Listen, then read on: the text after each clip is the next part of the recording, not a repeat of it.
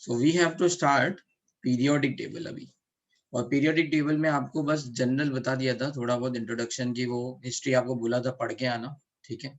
और आपको बता दिया था कि पीरियोडिक टेबल याद करने का तरीका क्या है। जिन लोगों ने मिस की है क्लास, वो पुरानी क्लास चेक कर लें, ठीक है। अभी हम थोड़ा आगे चलते हैं, राइट। और थोड़ा कुछ और भी बोला था पढ़ने को। कुछ पढ़ने में बोला था कि भाई एस ब्लॉक एलिमेंट्स क्या हैं, पी ब्लॉक एलिमेंट्स क्या हैं, है ना। ये थोड़ा पढ़ के आना। इनके नाम क्या हैं, जैसे डी ब्लॉक एलिमेंट को ट्रांजिशन एलिमेंट भी बोलते हैं, और एफ ब्लॉक एलिमेंट्स को इनर ट्रांजिशन एलिमेंट्स भी बोलते हैं। तो ये बिल्कुल बेसिक बेसिक चीजें हैं, ये आपको पढ़ के आनी थी, ठीक है। अब चलते हैं आगे।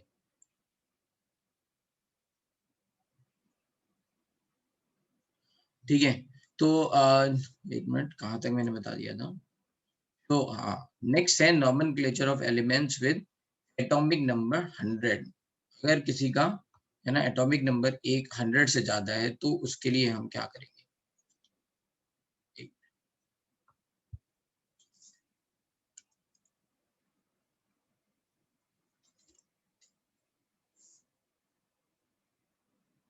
Just 1 second.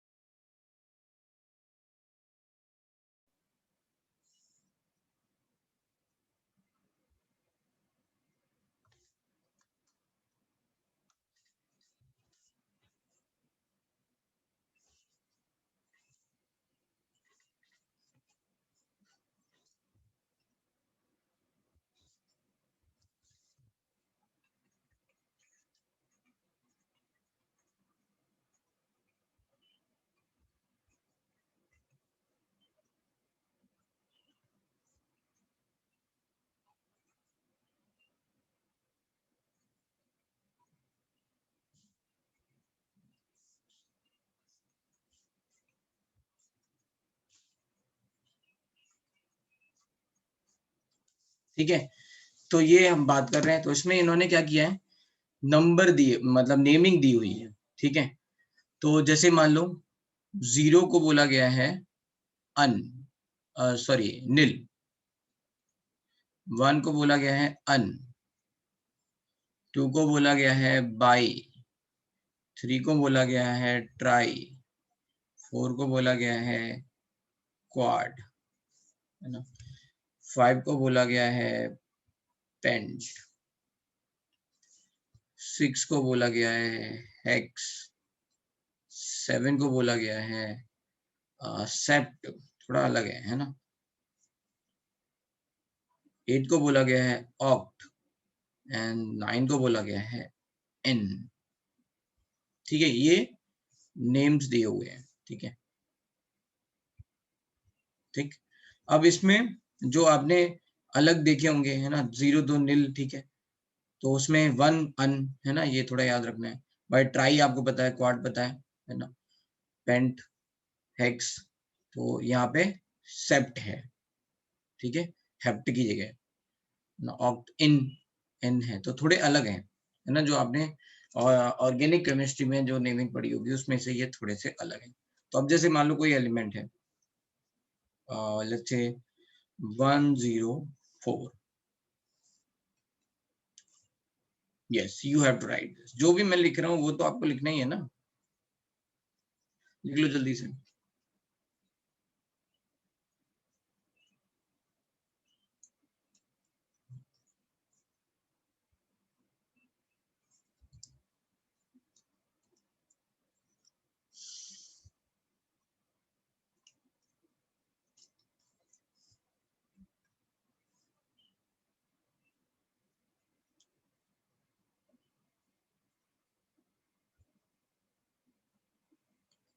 ठीक है,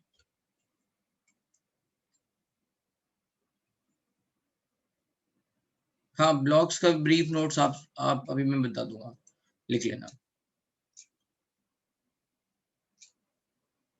10 1 0 हो गया ना, 1 and 0।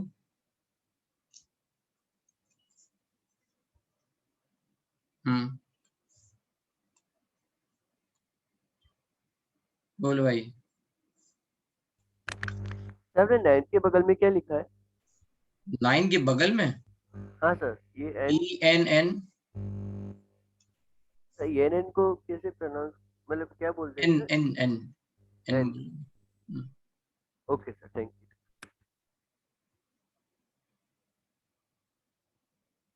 ठीक है।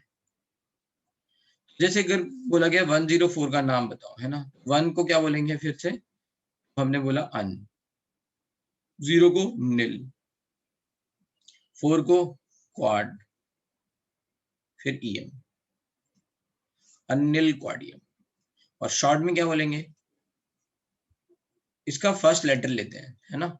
फर्स्ट लेटर क्या है, U, फिर उसके 0 का लेटर क्या है, N, एंड फिर इसका लेटर क्या है, Q, तो UNQ ऐसा करके।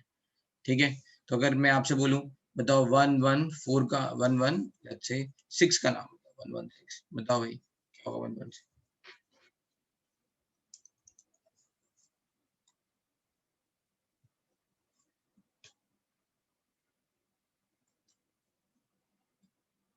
ठीक है।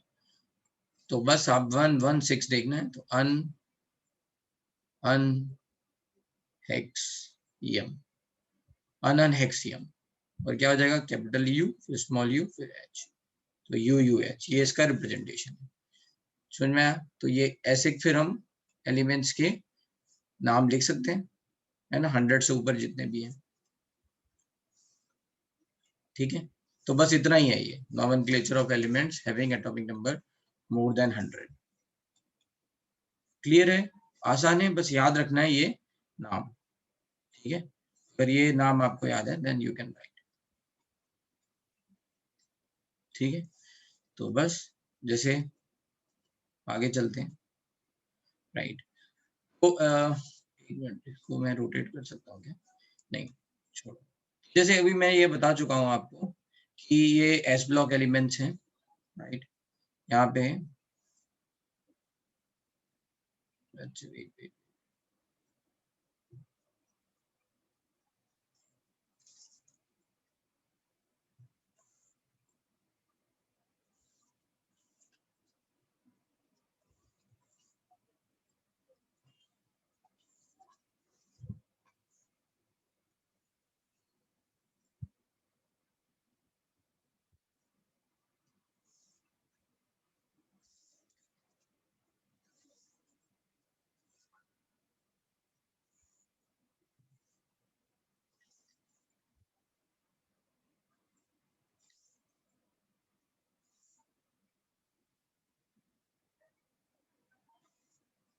ठीक है, मान लो ये है। ठीक है, ये पीरियोडिक टेबल हमने लास्ट टाइम पे लिखा दी थी, तो इसको थोड़ा और छोटा करके, ठीक है। तो इसमें आपको ये एलिमेंट्स पता है, राइट। ये एस ब्लॉक एलिमेंट्स बोलते हैं, ये सारे हो गए डी ब्लॉक एलिमेंट्स, और ये हो गए आपके पी ब्लॉक एलिमेंट्स। ठीक है। ठीक है, एस पी डी और ये एफ, इनके नाम क्या है। डी ब्लॉक एलिमेंट को ट्रांजिशन एलिमेंट्स बोलते हैं, एफ ब्लॉक एलिमेंट्स को इनर ट्रांजिशन एलिमेंट्स बोलते हैं। जो S and P block elements हैं, ठीक है, इनको रिप्रेजेंटेटिव एलिमेंट्स बोलते हैं, जिसमें इनर्ट गैस को इंक्लूड नहीं करते हैं। ठीक है। इनर्ट गैस के लिए फिर नया नाम है नोबल गैसेस, राइट। तो ये यहाँ तक है, ये कुछ नाम हो गए यहाँ पे। ठीक है। अब यहाँ पे और क्या दे रखा है, राइट। ये सारे एलिमेंट्स जो हैं, बोलो Pallav. Hello sir. Hmm. Sir यहाँ पे जैसे जो ऑर्बिटल्स भी मेंशन किए हैं सर, उसमें जो आप लाइक ऑर्बिटल्स मतलब सर जो इलेक्ट्रॉनिक कॉन्फ़िगरेशन। कॉन्फ़िगरेशन सर, हाँ तो सर जो हाँ आपने जैसे बताया एफ ब्लॉक एलिमेंट्स में लाइक एफ और लाइक एफ आएगा कॉन्फ़िगरेशन में लास्ट में। सर हाँ। लाइक अगर आप देखो सर उसमें डी और एस भी आ रहे हैं, तो सर लाइक हम लोगों ने उनको एफ में क्यों रखा है वैसे? Good good good question. Actually इन्होंने जो लिखा है ना, है ना, हाँ सर। वो एनर्जी ऑर्डर के हिसाब से नहीं लिखा है। 6s पहले आ जाएगा, उसके बाद 5D आएगा जो हाँ सर। लिखा है ना। हाँ हाँ। हाँ, उसमें उन्होंने उन्होंने ऐसे नहीं लिखा है एनर्जी के हिसाब से कि पहले 6s भर जाएगा फिर 5d भरेगा, उन्होंने ऐसे लिखा है नंबर के हिसाब से। Yes sir. समझे? जैसे यहाँ देखो, यहाँ 3d लिखा है जबकि आपको पता है 4s पहले भरता है, यस सर। ऐसे। Okay, thank you sir. ठीक, तो ये आपकी मान लो पीरियोडिक टेबल हो गई। इसमें ये सारे क्या है, मेटल हैं, ये सारे क्या है इधर, राइट। तो ये जो इतने भी ग्रीन में दे रखे हैं नॉन मेटल हैं। इनमें क्या आ रहा है, इनमें मेटेलिक करेक्टर आ रहा है जो ब्लू है, तो इनके बीच की बाउंड्री है जो है, right, these are called CD की तरह, है ना, थोड़ा स्टेयर्स की तरह आप याद रख सकते हो कि स्टार्ट करेंगे सिलिकॉन से, सिलिकॉन जर्मेनियम 2 ले लेंगे, फिर यहाँ पे है ना आर्सेनिक एंटीमनी, फिर टेलेरियम पोलोनियम, एंड ये पोलोनियम ऑस्टेटाइन, ये सब इनको क्या बोलते हैं, मेटलॉइड। इनको क्या बोलते हैं, these are going to be metalloid. तो ये आपकी बाउंड्री हो गई, राइट। ये सब मेटल है, ये नॉन मेटल, ये मेटलॉइड हो गए। और एफ लॉग एलिमेंट्स भी मेटल्स में काउंट होते हैं, ठीक है, राइट। और क्या बातें थी, हाँ ये बातें थी कि यार हमको ना इलेक्ट्रॉनिक कॉन्फ़िगरेशन के एक्सेप्शंस भी बताने थे। तो देखो क्रोमियम देखते जाना S1, ठीक है, कॉपर, कॉपर के नीचे Ag, Ag के नीचे Au, सब में ये S1 S1 S1 है, ठीक है। फिर मोलिब्डेनम, मोलिब्डेनम के नीचे टंगस्टन, टंगस्टन में S2 आ रहा है, एक्सेप्शन नहीं है ना। क्रोमियम वाले में क्या था, D5 बनेगा, D5 बनेगा, यहाँ D10 बनेगा, D10 बनेगा, D10 बनेगा, इसीलिए तो s ऑर्बिटल फिल नहीं हो पा रहा था, ठीक है। तो ये एक्सेप्शन मैंने बताए थे। इसके अलावा कुछ और एक्सेप्शंस भी हैं, ठीक है।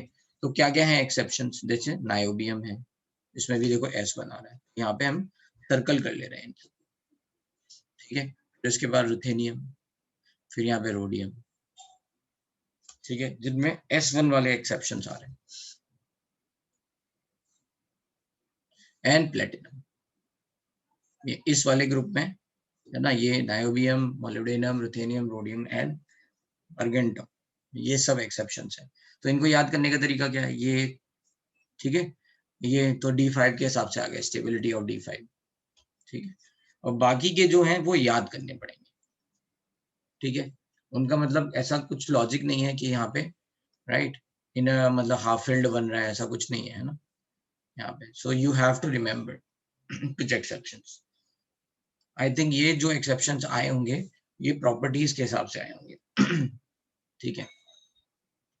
तो फिर अबाव रूल क्यों पढ़ाया जाता है, क्योंकि अबाव रूल बहुत सारे और एलिमेंट्स के लिए वैलिड है ना।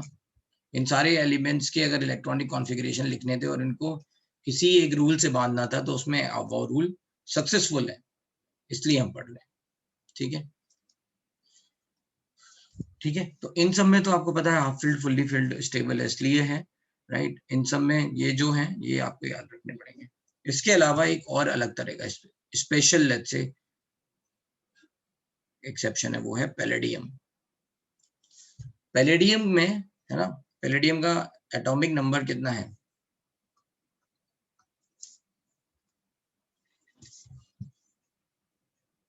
46, ठीक है। 46 मतलब ये किससे ज्यादा है, तो हम लिख लेंगे helium, neon, argon, krypton, xenon, radon, है ना। ये हमें पता रहना चाहिए, 2, 10, 18, 36, ओके। फोर्थ पीरियड भर चुका है, लिख दो क्रिप्टॉन 36। कहाँ से स्टार्ट होगा, फिफ्थ पीरियड से, तो 5s2 ऐसे भरते थे ना, राइट।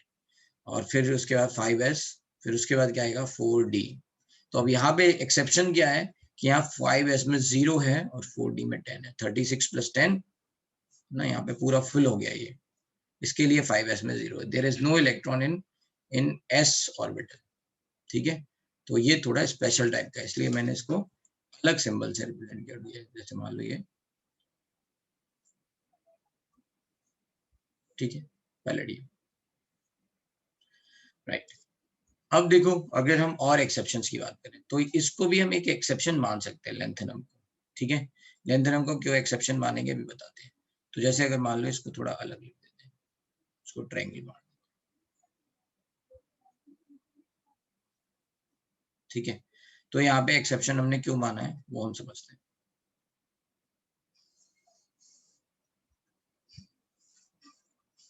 इसी में है। तो लेंथेनम कितना है 57 लेंथेनम। आगे ये किससे ज्यादा है ज़ेनॉन 54 से ज्यादा है, तो ज़ेनॉन 54 हो गया। 54 मतलब 5th पीरियड खत्म। कहां से स्टार्ट होगा 6s, फिर क्या आएगा 4f, 6s के बाद क्या आएगा 4f, फिर आएगा 5d ना।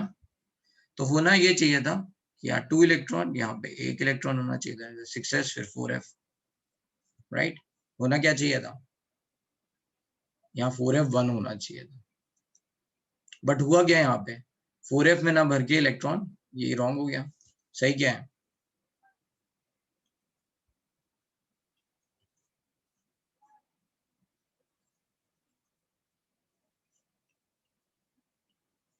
ये सही है। इसीलिए लेंथेनम को एफ ब्लॉक का एलिमेंट ना मान के किसका एलिमेंट मानते हैं डी ब्लॉक का एलिमेंट। क्यों मानते हैं उसकी प्रॉपर्टीज डी ब्लॉक के एलिमेंट्स की तरह आती हैं, ज्यादा प्रॉपर्टीज। वैसे तो डी और एफ एलिमेंट्स की प्रॉपर्टीज काफी सिमिलर है, ठीक है। तो उसको हमने स्पेस जो जगह दी गई है लेंथेनम को, वो दी गई है आपके डी ब्लॉक एलिमेंट्स में। अच्छा, कुछ और बातें जो मैं पहले ही बता दूं, पीरियोडिक टेबल में है ना बहुत सारे एक्सेप्शंस हैं, ठीक है, बहुत सारे एक्सेप्शंस पीरियोडिक टेबल में। क्यों है क्योंकि पीरियोडिक टेबल में जब भी प्रॉपर्टी बिहेवियर की बात करी जाएगी तो भाई जो एक्चुअली में हो रहा है उसके बेसिस पे की जाएगी।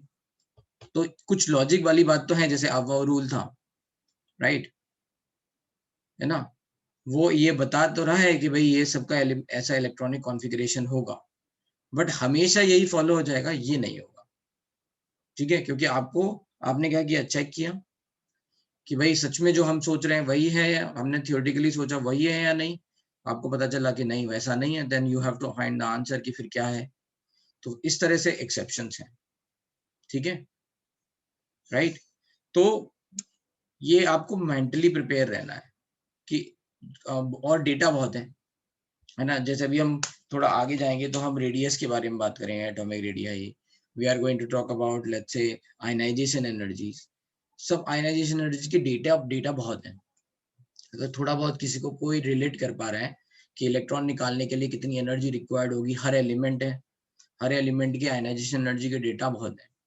तो ऐसा नहीं है कि हम एक ट्रेंड नहीं बनाएंगे, हम एक ट्रेंड बनाएंगे, बट यू कैन सी कि वहां पे सब कुछ एक्सेप्शन मिल सकते हैं, ठीक है। तो जहां एक्सेप्शन मिलेंगे वो याद रख लेंगे, अंडरस्टूड। तो ये लेंथेनम वाली बात समझ में आ गई, ये याद रहेगा, इसीलिए मैंने उसको एक ट्रायंगल में फिट कर दिया है, ठीक है।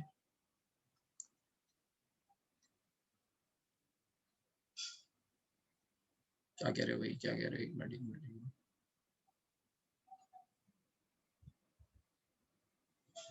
ठीक है, तो helium blocks to let's say P block elements, ठीक है। चलते हैं आगे।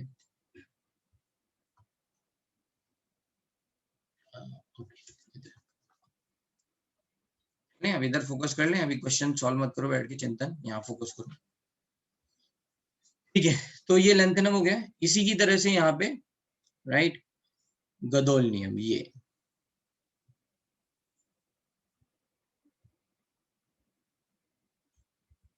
ठीक है, ये भी इसी की तरह से, राइट। तो याद करने के लिए रहेगा। अब ये कैसे हुआ, ये 64 है,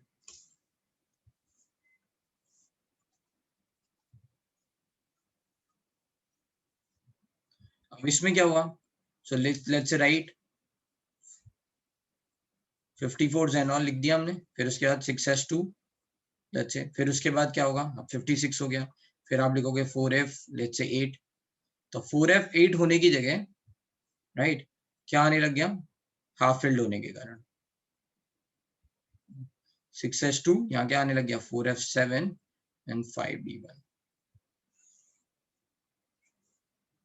ठीक है। तो ये आने लग गया यहाँ पे इलेक्ट्रॉनिक कॉन्फ़िगरेशन, इसलिए ये याद रखना है, राइट। तो d1 यहाँ पे आएगा, तो ये एक्सेप्शन हो गया,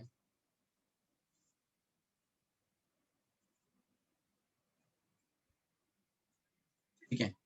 और इसके इसी तरह से फिर ल्यूटेटियम में खैर ना, ल्यूटेटियम का क्वेश्चन इसलिए बहुत बार पूछा जाता है, मैं बता रहा हूँ, ठीक है। तो ये 71 एलिमेंट है, मैं ये एक्सेप्शन नहीं है, बट मैं इसको ऐसे ट्रायंगल में डाल रहा हूँ क्योंकि ये क्वेश्चन में कई बार पूछा जाता है।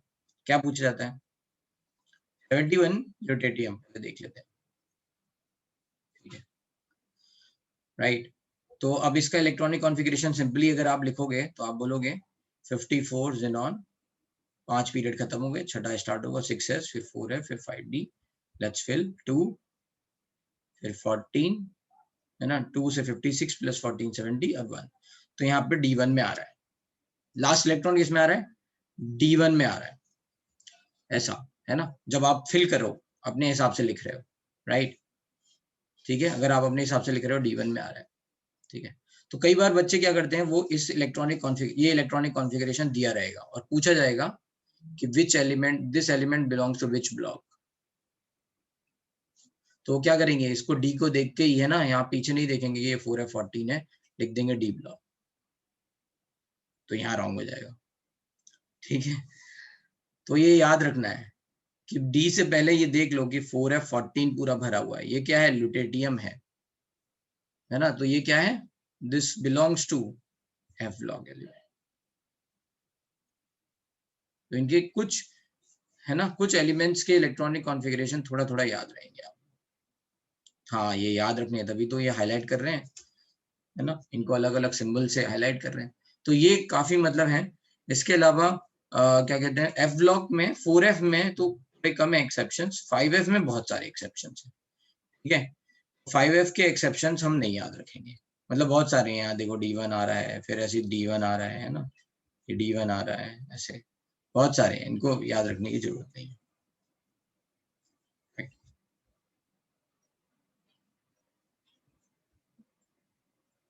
जिनके एफ सेल में इलेक्ट्रॉन फिल हो रहा है, मतलब ये देखने में क्या लग रहा था, ये देखने में तो ये लग रहा था कि डी में लास्ट इलेक्ट्रॉन आएगा, बट यहाँ ऐसा नहीं है ना, आपको याद रखना पड़ेगा। यहाँ 4f14 है, ये ल्यूटेटियम है ना, ये याद रखना पड़ेगा, ये this is belongs to F block elements, ठीक है।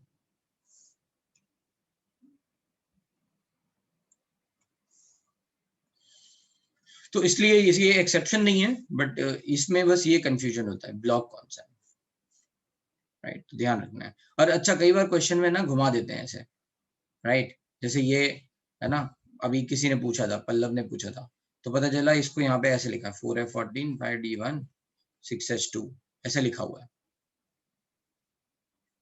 है ना। फिर अगेन आप इस पे ध्यान नहीं दोगे, आप सोचोगे अच्छा ये D1 चल रहा है, तो भी आप कंफ्यूज हो सकते हो। तो पहले ध्यान रखना है, ये 4f14 वाला ये ल्यूटेटियम का इलेक्ट्रॉनिक कॉन्फ़िगरेशन याद रखना है, कई बार क्वेश्चन आता है, मैं अभी से पहले बता दे रहा हूँ, ठीक है। इसमें पूछ लेते हैं ब्लॉक वगैरह कुछ पूछते हैं, तो आप गलती मत करना, ठीक है। ये मतलब ये इलेक्ट्रॉनिक कॉन्फ़िगरेशन आप याद रखो, इसमें जो सिंबल्स हैं वो क्या रिप्रेजेंट कर रहे हैं, जो सर्कल है वो रिप्रेजेंट कर रहा है NS1, ठीक है, सर्कल रिप्रेजेंट कर रहा है NS1, मतलब 1 आएगा, NS1 बनेगा इन सब में, ठीक है। जो रेक्टेंगल है वो रिप्रेजेंट कर रहा है NS0 लास्ट में, और जो ट्रायंगल है वो रिप्रेजेंट कर रहा है N-1D1, उसमें एक इलेक्ट्रॉन डी में आएगा। तो ऐसे आप याद रख सकते हो ये सारे।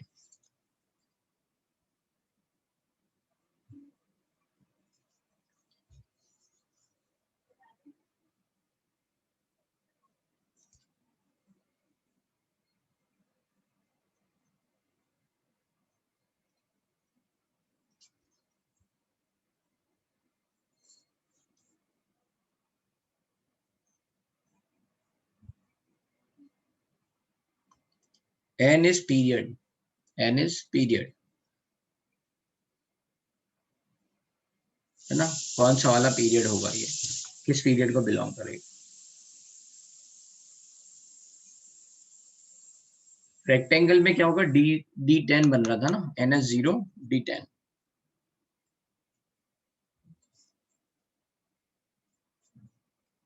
एक ही है वैसे तो ये पैलेडियम, ठीक है।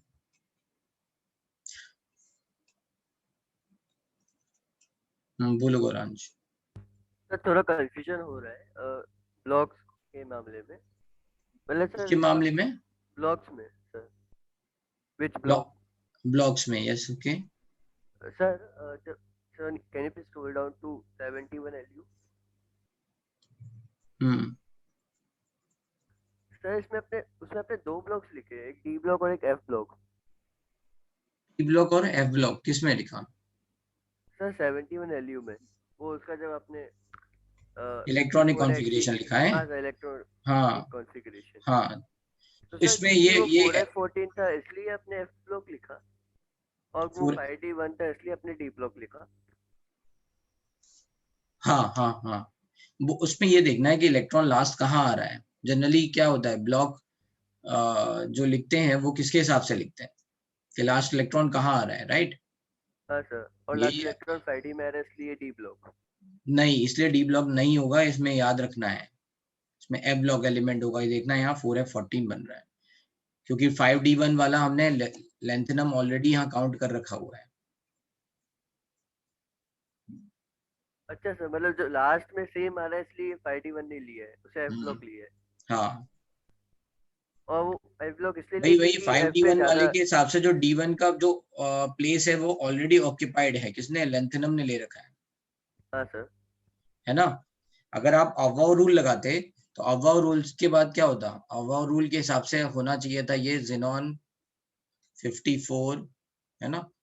ये पूरा खत्म हो गया 6s2, उसके बाद स्टार्ट होना चाहिए था 4f। तो 6s2 का मतलब 56, वेरियम के बाद 57 से लेके 70 तक स्टार्ट होना चाहिए था F block element, but lanthanum को माना गया डी ब्लॉक का एलिमेंट। तो कहां से कहां तक स्टार्ट होगा फिर? 58 टू 71।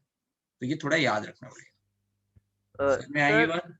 ये बात तो पहले सर समझ में आपने आई या एफ, नहीं? ये क्या कहा मैंने? नहीं सर इतने हाँ अच्छे से नहीं है। हाँ, तो सुनो पहले ध्यान से, तुम सुनते नहीं हो ना, तुम्हारे साथ प्रॉब्लम ये है। मैंने क्या बोला? मैंने बोला अवाव रूल हम फॉलो कर रहे हैं, ठीक है?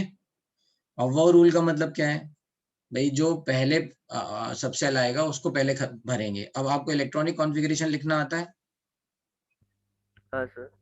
इलेक्ट्रॉनिक कॉन्फ़िगरेशन लिखना आता है?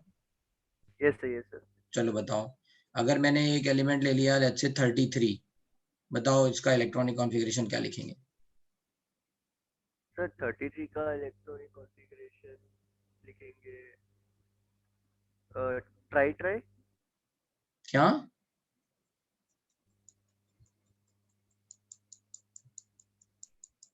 Hello sir. हाँ, इलेक्ट्रॉनिक कॉन्फ़िगरेशन का मतलब समझ में आ रहा है? अच्छा सॉरी सर, सॉरी सॉरी। मानस, ये बेटा ये जो तुम लिख रहे हो ना ये बहुत गलत है, ये हमने सिखाना बंद कर दिया है ना। हाँ बोलो, बताओ जरा।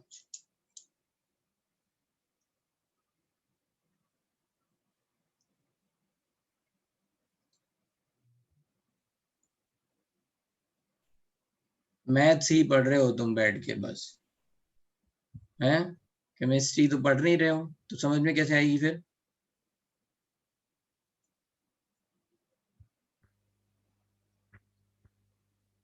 गलत बात है ना, बोलो जल्दी। हाँ सर, नहीं पता। क्या? अब मैं समझ गया, जैसे मैंने ये बोला ना, तुम्हें समझ में नहीं आया तो मैं समझ गया कि तुम्हारे को यही नहीं याद है कि ये इलेक्ट्रॉनिक कॉन्फ़िगरेशन कैसे लिखने हैं। और ये मैं बता चुका हूँ कि इलेक्ट्रॉनिक कॉन्फ़िगरेशन बहुत इंपॉर्टेंट है। जब मैंने पहला इलेक्ट्रॉनिक कॉन्फ़िगरेशन लिखा था ये पैलेडियम का, मैंने बिल्कुल ब्रीफ से स्टार्टिंग से एक्सप्लेन किया था कि मैं क्या करने वाला हूँ।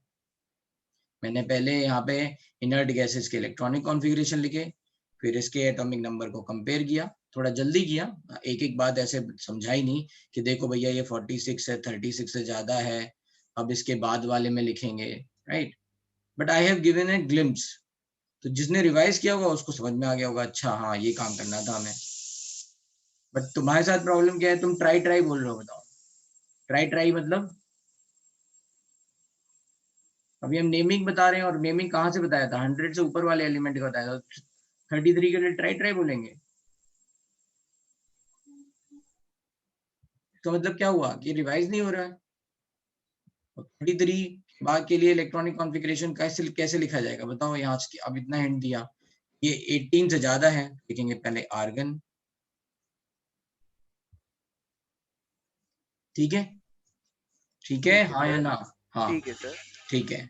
इसके बाद फिर क्या करेंगे? फिर देखेंगे कि भैया फर्स्ट पीरियड खत्म, सेकंड पीरियड खत्म, थर्ड पीरियड खत्म। आर्गन का मतलब ये है। फोर्थ पीरियड में है एलिमेंट। कहाँ पे है?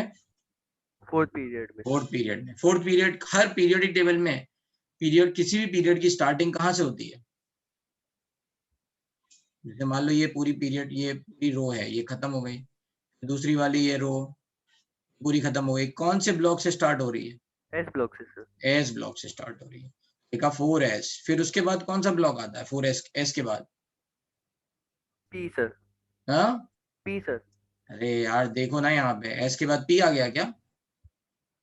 D sir. डी। डी आया है ना फोर्थ वाले से। सॉरी, ये फर्स्ट ब्लॉक है यहाँ पे जो, जिसमें हीलियम आया है। ये सेकंड पीरियड, ये थर्ड पीरियड, ये फोर्थ पीरियड। ठीक है, फोर्थ में क्या आया? ये डी आया। तो डी के लिए समझाया गया था कि डी के लिए जब भी लिखेंगे तो n-1 लिखेंगे। क्या लिखेंगे? n-1। तो n की वैल्यू यहाँ 4 है, तो n-1 की वैल्यू क्या हो जाएगी? 3 सर। 3d। फिर क्या लिखेंगे? डी के बाद क्या आता है? सर डी के बाद पी। p, 4p। अब इलेक्ट्रॉनिक कॉन्फ़िगरेशन भरना चालू करो। s में मैक्सिमम कितने इलेक्ट्रॉन आ सकते हैं? Sir S maximum 7। बहुत सही, 2। और डी में बिल्कुल जीरो केमिस्ट्री में। डी में कितने आ सकते हैं?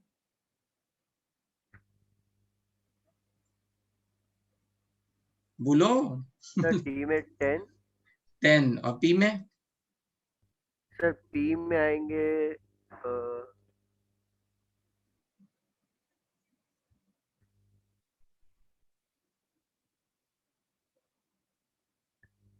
Sir just minute. 6, मैक्सिमम 6 आ सकते हैं। अब यहाँ चेक करेंगे। 18 + 2 20, 20 + 10 30। तो अब कितना रह गया यहाँ पे? 33। 3 सर। ये इलेक्ट्रॉनिक कॉन्फ़िगरेशन हो गया। यहाँ पे भी ऐसे ही इलेक्ट्रॉनिक कॉन्फ़िगरेशन लिखा गया है। ठीक है गौरांश, अगर आप याद नहीं रखोगे चीजें, ये गलत बात है, बहुत ज्यादा गलत है कि आपने रिवाइज नहीं किया है और आप सोच रहे हो कि आपको सब समझ में आ जाएगा। तो कैसे आएगा? ऐसी एक्सपेक्टेशन कैसे बिल्ड कर लेते हो भाई, बताओ? नहीं सर। बताओ ना। हम कहें हम मेहनत नहीं करेंगे, लेकिन हमें सब आ जाना चाहिए, हमें तो सारे लड्डू मिलने चाहिए, लेकिन हम मेहनत बिल्कुल नहीं करेंगे।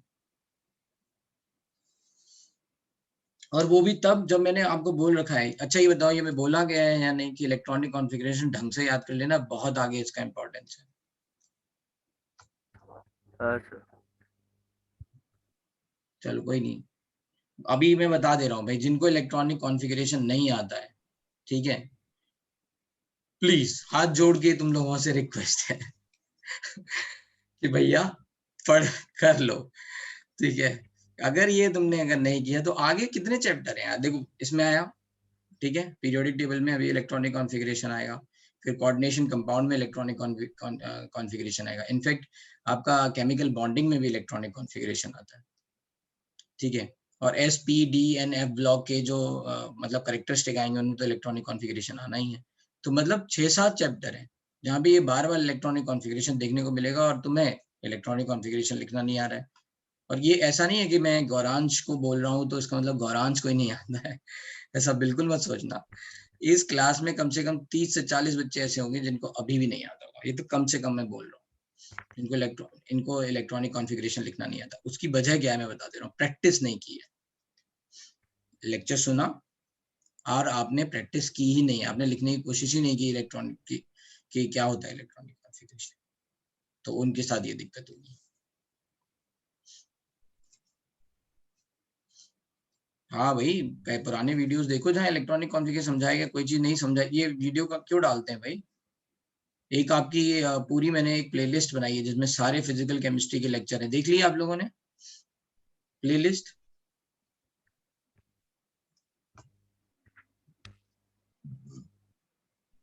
हाँ, तो अब आपको आप आसान रहेगा फाइंड करने में। ठीक है, सॉरी चलो। सर।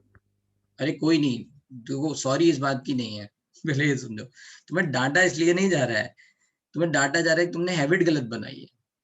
ये एक गलती नहीं है गौरांश, अभी क्या है ना, तुम्हें डाटा इसलिए गया है कि तुम केमिस्ट्री नहीं पढ़ रहे हो, इसलिए नहीं डाटा गया है कि तुम्हें आ नहीं रहा है, तुम उसे पढ़ ही नहीं रहे हो इसलिए नहीं आ रहा है। अगर पढ़ोगे ना तो तुम्हें आएगा, और ये गौरांश तुम्हारे थ्रू बाकी सबको भी समझाया गया है। एक्चुअली हुआ क्या कि शायद मैंने आगे का रिवाइज नहीं किया, मैंने उस दिन का रिवाइज किया जिस दिन आपने पढ़ाया था जितना। एक बात बताओ, अगर तुम्हें कोई चीज नहीं आई तो उसका मतलब क्या हुआ, क्या रिवीजन की सिग्निफिकेंस हुआ? जरूरत है सर। तो रिवीजन की जरूरत है, मतलब ऐसा मैंने पढ़ा, मैं कहूँ कि मैंने 8 घंटे बहुत मेहनत करी, लेकिन अब मुझे 10 दिन बाद मुझे कुछ नहीं आता है, तो कोई तो क्या सर बोलेगा, मेहनत ही यार वो कोई 8 बचा घंटे भी नहीं। तुम्हारे वेस्ट हो गए ना। हाँ सर। सही बात है ना। एक्चुअली शायद मैंने आगे का पढ़ा नहीं है, उतना ही पढ़ा है जितना कोई बात रिवाइज नहीं, किया। बस कोई बात नहीं, तुम्हें जस्टिफाई करने की जरूरत नहीं है, मुझे समझ में आ गया कि तुमने भी नहीं पढ़ा है, लेकिन अब तुम पढ़ोगे। हाँ सर पढ़ूंगा मैं। क्योंकि अब वो क्लियर हो जाएगा सर। मैं ध्यान देखता रहूंगा कि तुम पढ़ रहे हो या नहीं पढ़ रहे हो। ठीक है सर।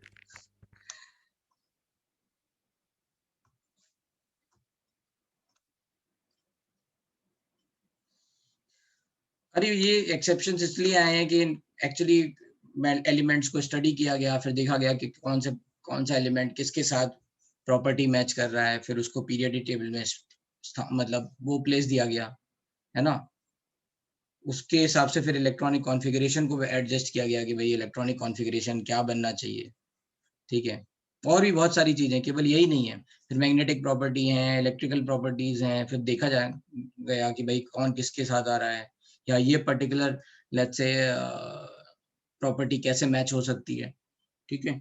तो ये बहुत सारे रीजंस हैं जिसके हिसाब से एलिमेंट्स किस तरह के बनेंगे, मतलब क्या वो mx टाइप के बनेंगे, mx2 टाइप बनेंगे, mx3 टाइप बनेंगे, m2x3 टाइप बनेंगे, मतलब AlCl3 टाइप बनेगा, BeCl2 टाइप बनेगा, NaCl टाइप बनेगा, है ना, कितने Cl उसके साथ आएंगे। तो ये डिपेंड करता है कितने बैलेंस इलेक्ट्रॉन है और इसके हिसाब से क्या बन रहा है।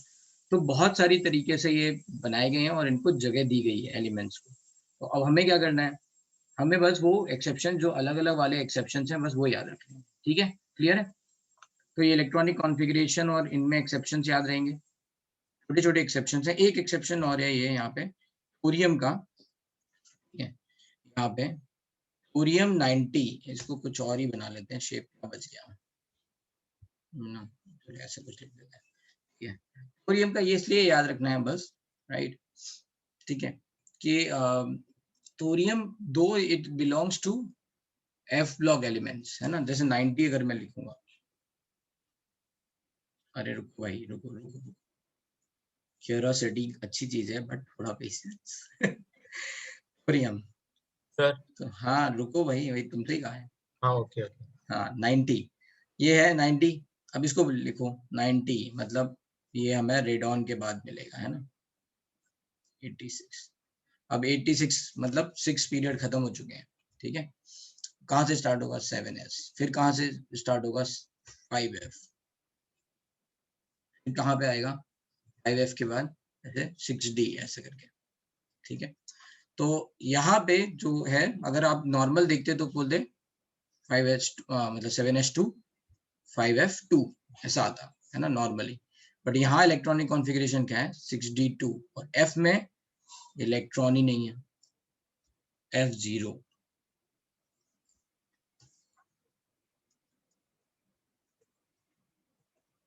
ठीक है।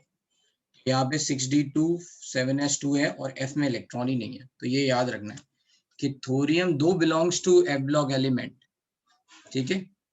थोरियम जो है वो एफ ब्लॉक एलिमेंट में, एफ ब्लॉक एलिमेंट्स में बिलोंग कर रहा है, बस उसमें f इलेक्ट्रॉन नहीं। तो ऐसा कोई आ जाएगा तो तुम तो कंफ्यूज हो जाओगे ना, मान लो कि ऐसा इलेक्ट्रॉनिक कॉन्फ़िगरेशन दे रखा है तुम्हें, ठीक है, ये इलेक्ट्रॉनिक कॉन्फ़िगरेशन दे रखा है, बोला बताओ ये किस ब्लॉक में बिलोंग करता है, तो तुम तो कहोगे ये तो है ही नहीं, तो ऐसे याद रखना पड़ेगा थोरियम, ठीक है, लिख लो ये बात। Thorium belongs to F5F series but does not have any F electron, any 5F electron, ठीक है। अब बोलो भाई। हाँ तो जब चार्ज आयन जो बनता है तभी वो पहले S P D F ऐसे निकलता है ना। आउटर मोस्ट सेल्स के हिसाब से निकलेगा कि देख लो कौन पहले होगा, तो जैसे अगर मान लो पी ब्लॉक का एलिमेंट है, जैसे मान लो क्लोरीन है, तो क्लोरीन में एस से थोड़ी ना निकलेगा, पहले कहाँ से निकलेगा, पी से निकलेगा। अब क्या हुआ रितिशा, इसके लिए केस ये था कि भाई ऑलरेडी हमने किसी को पहले जगह दे रखी है, राइट, तो फिर इसको यहाँ पे जगह मिली, और इसकी ये सब जितने भी है ना थोरियम वगैरह, ये सब क्या रेडियो एक्टिव है। 5F, हाँ ये भी याद रखना। एक और बात याद रख सकते हैं, दो बातें लिख लो, है ना। Elements having atomic number more than 83, all elements are radioactive. 83 मतलब बिस्मथ, बिस्मथ के बाद वाले सारे एलिमेंट्स रेडियो एक्टिव होते हैं, है ना। All elements having atomic number more than 83 are radioactive, ठीक है। मतलब इसका मतलब ये है कि इसका कोई भी एक ऐसा आइसोटोप नहीं है, मतलब सिंगल आइसोटोप भी नहीं है ना, जो स्टेबल हो, है ना। इसका मतलब ये है, इनका एक सिंगल आइसोटोप भी नहीं। जैसे कई और एलिमेंट हैं जिनके आइसोटोप रेडियो एक्टिव हैं, जैसे कार्बन 14, आपको पता है, मतलब मैं इसलिए एग्जांपल ले रहा हूँ क्योंकि ये पता है, वैसे तो और भी बहुत सारे हैं। कार्बन 14 रेडियो एक्टिव होता है, बट कार्बन 12 स्टेबल है, ठीक है। तो कई एलिमेंट्स ऐसे हैं जिनके जब एक से ज्यादा आइसोटोप होते हैं तो उनमें से एक आध रेडियो एक्टिव हो सकता है, बट यहाँ पे ऐसा है कि 83 के बाद वाले सारे एलिमेंट्स के सारे आइसोटोप रेडियो एक्टिव है, पहली बात। दूसरी बात, transuranium elements all are man made, मतलब नेचर में यूरेनियम के बाद क्या, यूरेनियम के हायर लेट्स एटॉमिक नंबर वाले एलिमेंट्स मिलते नहीं है, तो उन्हें हमें क्या करना पड़ता है, लैब में ही बनाना पड़ता है, बम्बार्ड करके किसी और एलिमेंट से बनाते हैं, तो यूरेनियम से बना के बना दिए बाकी सारे एलिमेंट। तो जितने भी हैं 92 के बाद वाले सारे एलिमेंट्स, वो सब क्या है, मैन मेड है, तो लिख लो synthetic elements. So all elements after uranium, और you can write in bracket transuranium elements, ठीक है, आर मैन मेड और synthetic elements, does not exist in nature, ठीक है।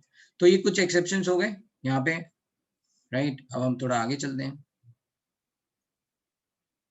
अगेन विनय, मैंने क्या बोला, 100 कितने एलिमेंट हैं यार, 8-10 तुमने एक्सेप्शन पढ़ लिए, तो बाकी सबके लिए जनरल मेजॉरिटी ऑफ एलिमेंट के लिए तो अब वो रूल फॉलो हो रहा है ना।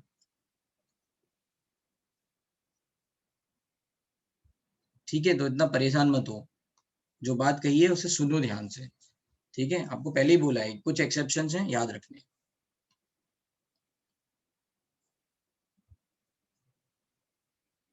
हाँ लेंथेनम मैंने actinium R D block elements. हाँ बोलो भाई, अब लो। यस। हाँ हेलो सर। हम्म, हाँ good morning sir. Good morning. Sir ऊपर स्क्रॉल कर सकते हो क्या प्लीज, वो पीरियोडिक टेबल वाला पार्ट।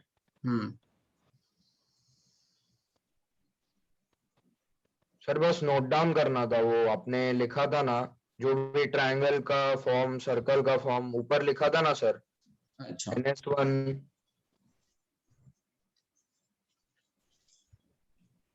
हाँ एक मिनट है सर।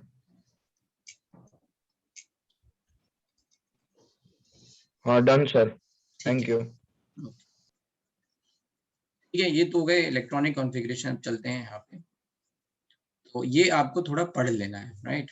मैं थोड़ा इसको बड़ा कर दे रहा हूँ, एनसीईआरटी से ये सब आपको थोड़ा पढ़ लेना है। यहाँ पे क्या पढ़ना है, ये सब यहाँ पे लिखा हुआ है, लेट्स से एनसीईआरटी से ही पढ़ना है, कुछ नहीं। Electronic configuration and periodic table, तो ये मैंने समझा दिया आपको, राइट। इनमें कुछ प्रॉपर्टीज हैं, एस ब्लॉक एलिमेंट क्या होते हैं, राइट, पी ब्लॉक एलिमेंट्स क्या होते हैं, तो यहाँ तक, है ना, दिस मेटलॉइड्स, ये सब आपको पढ़ना है। असली कहानी यहाँ से स्टार्ट होगी, ठीक है। Periodic properties and trends and periodic let's say properties, यहाँ से हम स्टार्ट करेंगे, यहीं से कॉन्सेप्ट स्टार्ट होने वाला है, ठीक है। तो इससे पहले की जो कहानी है कि पीरियोडिक टेबल क्या होती है, कौन से एलिमेंट मेटल हैं, कौन से एलिमेंट्स नॉन मेटल हैं, राइट, उनका इलेक्ट्रॉनिक कॉन्फ़िगरेशन क्या है, यहाँ तक आपको, है ना, ऐसे ये ऑलरेडी समझाया गया है, बस एक बार बस गो थ्रू हो जाना, ठीक है। और अगर कोई पॉइंट आपको लगे कि आपके लिए अच्छा है तो आप अपने नोट्स में लिख सकते हो एज ए समरी, ठीक है।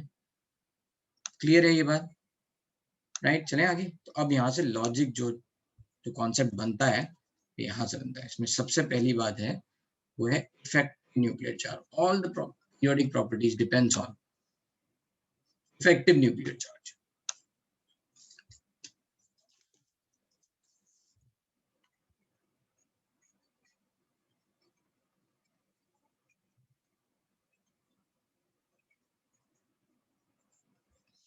इसको बोलते हैं Z इफेक्टिव. ठीक है.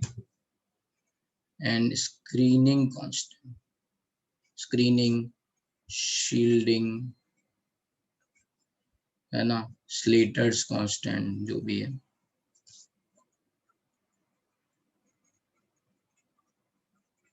इसको बोलते हैं सिग्मा. तो यहाँ दो बातें बताएं, Z इफेक्टिव एंड सिग्मा.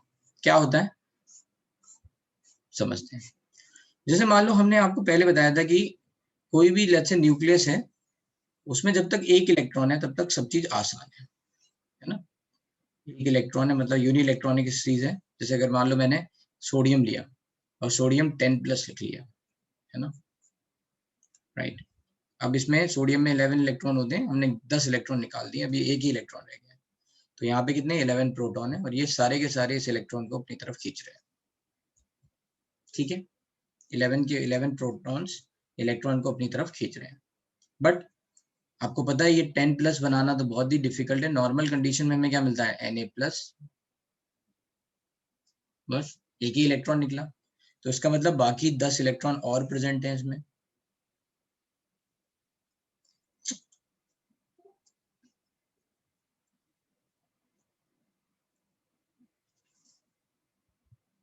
ठीक है. बाकी 10 इलेक्ट्रॉन और प्रेजेंट है, राइट. या फिर हम बात करें केवल Na+ की भी बात ना करें, केवल Na की बात करें, तो उसमें 11 इलेक्ट्रॉन प्रेजेंट है ना. 11 इलेक्ट्रॉन प्रेजेंट है.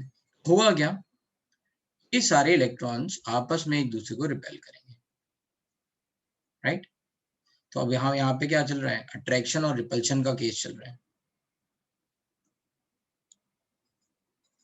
है ना. ये 10 इलेक्ट्रॉन हो गए और ये बाहर में एक इलेक्ट्रॉन. अब क्या हो रहा है, ये न्यूक्लियस तो इसको अपनी तरफ खींच रहा है, but all these electrons are repelling this electron,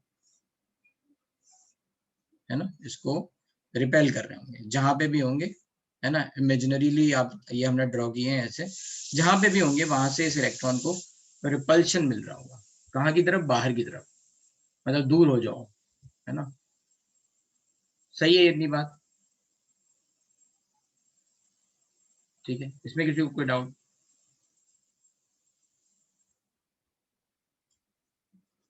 तो अब क्या होगा, अगर इनको रिपल्शन मिल रहा है तो अच्छा, this is called test electron, है ना. ये इसको क्या बोलते हैं, टेस्ट इलेक्ट्रॉन बोलते हैं, कि मतलब जिस पे आप चेक करना चाह रहे हैं, राइट. तो इस इलेक्ट्रॉन पे एक अट्रैक्शन फोर्स लग रहा है और एक ये रिपल्सिव फोर्स लग रहा है. ठीक है ना. अगर हम देखें यहाँ पे, इस पे एक अट्रैक्टिव फोर्स लग रहा है टुवर्ड्स द न्यूक्लियस,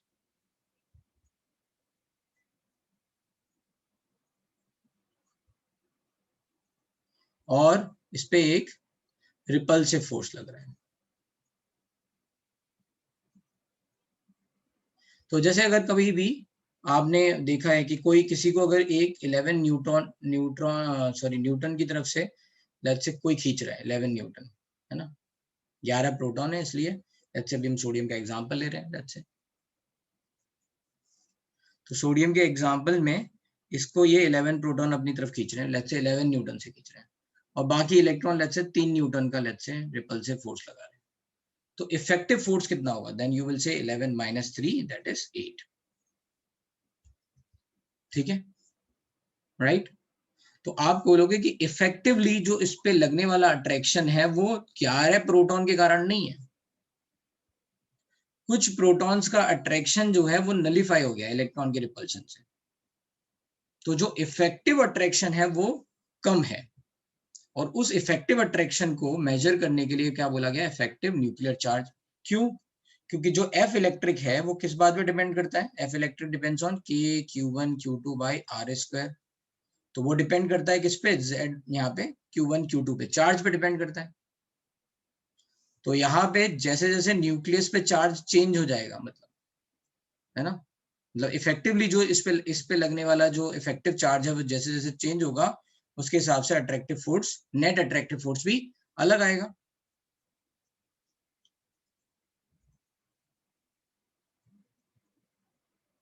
ठीक है, इसलिए यहाँ पे फोर्स के टर्म्स में ना कह के बात चार्ज के टर्म्स में बोली गई। मेरी कहने का मतलब ये है, अभी मैंने आपको क्या बताया कि जो 11 प्रोटॉन्स थे वो अंदर की तरफ खींच रहे थे, बाकी सारे इलेक्ट्रॉन इसको रिपेल कर रहे हैं, है ना। लेट्स से इफेक्टिवली जितना 3 प्रोटॉन खींच रहे थे उसके हिसाब से वो रिपेल कर रहे हैं, तो 3 प्रोटॉन का नलिफाई हो गया तो 8 लेट्स से प्रोटॉन हो गए। तो हम बोलेंगे इफेक्टिवली इसका मतलब ये है कि ऐसे इमेजिन किया जाए कि इसको केवल 8 ही इलेक्ट्रॉन अपनी तरफ अट्रैक्ट कर रहे थे। इसको कैसे इमेजिन कर सकते हैं कि केवल और केवल, है ना, इसको 8 ही प्रोटॉन अपनी तरफ अट्रैक्ट कर रहे थे। इतनी बात मेरी समझ सकते हैं, है ना। वी आर सेइंग कि लेट्स से अगर मान लो सारा रिपल्शन हटा दिया जाए तो इफेक्टिवली कितना अट्रैक्शन लग रहा है, and that is called effective nuclear charge. इसको क्या बोलते हैं? इफेक्टिव न्यूक्लियर चार्ज बोलते हैं। तो यहाँ पे याद रखना है।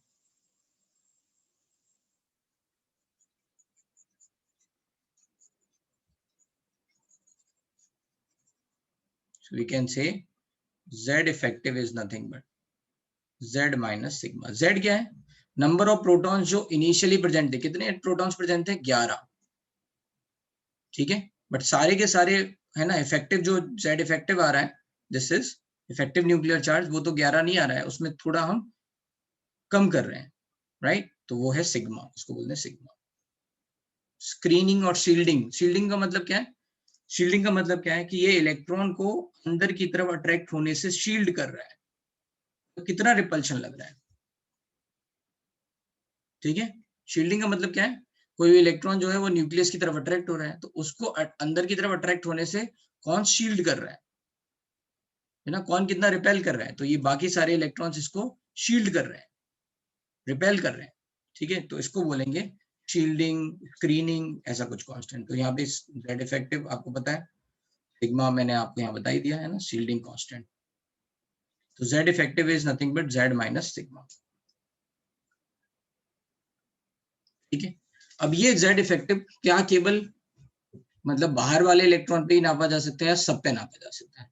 तो yes, you can count this Z effective for each and every let's say electron. मतलब आप इस इलेक्ट्रॉन पे भी नाप सकते हो कि इसको अपनी तरफ कौन कितना अट्रैक्ट कर रहा होगा, न्यूक्लियस। तो हम बोलेंगे कि भैया ये जो है ना इस पे रिपेल कर रहा होगा, ये वाला है ना इस इलेक्ट्रॉन को रिपेल कर रहा होगा, right. So we are going to count shielding due to this electron only. ठीक है, तो दूसरी बात जो हमें समझनी है वो ये है कि जो Z इफेक्टिव है वो किसी भी इलेक्ट्रॉन के लिए निकाला जा सकता है। तो इसीलिए हम क्या करते हैं, डिफाइन करते हैं कि कौन सा इलेक्ट्रॉन है जिसपे आप देख रहे हो, उसको क्या बोलते हैं? Test electron. ठीक है, क्या बोलते हैं इसको? Test electron. तो यहाँ पे कुछ कुछ बातें हैं वो लिख लो। एक तो आ गया ये test electron. Test electron means at which we want to see Z effective.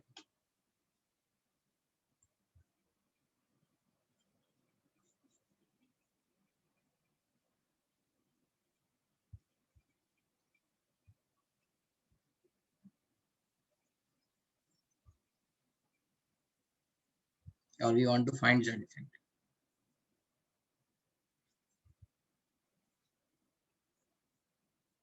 ठीक है, ये टेस्ट इलेक्ट्रॉन है, and so this test electron could be any electron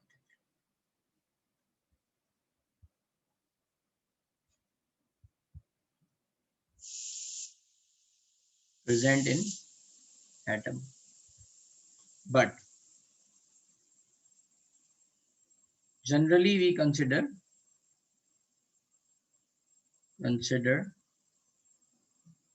है ना it as outermost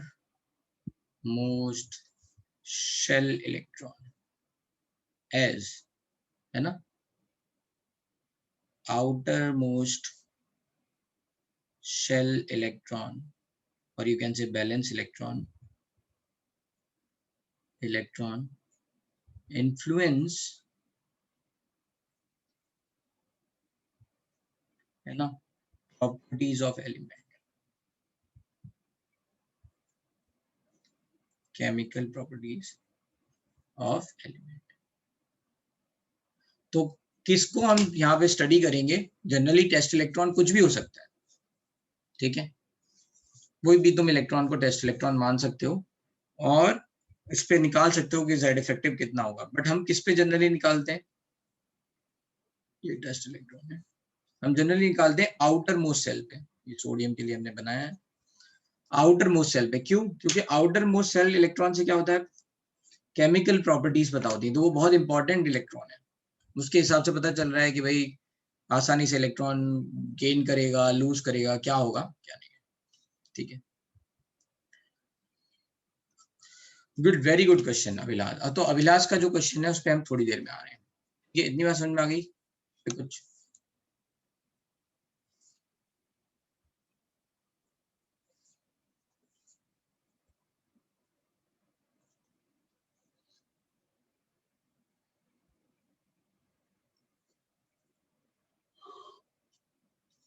स्लेटर ने एक रूल बनाया, इसने कैलकुलेट किया। ये देखो, ये एक्चुअल में देखो, ये आपको पता है कि न्यूक्लियस की तरफ इलेक्ट्रॉन अट्रैक्ट हो रहे हैं और आपस में एक दूसरे को रिपेल कर रहे हैं, ये आपको पता है, ठीक है, हर एलिमेंट में।